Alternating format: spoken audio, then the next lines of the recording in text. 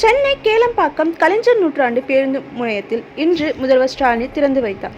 400 கோடி மதிப்பில் கட்டப்பட்டுள்ள இப்பேருந்து முனையத்தில் அனைத்து நவீன வசதிகளும் செய்யப்பட்டுள்ளது. அந்த வகையில் புதிய முயற்சியாக இப்பேருந்து முனையத்தில் திருநங்கைக்கான பிரயோக கழிப்பறையை தமிழக அரசு அமைத்துள்ளது. திருநங்கைக்கான கழிப்பறை என்பது நாட்டில் பெரிதாக எங்கும் காண கிடைப்பதில்லை.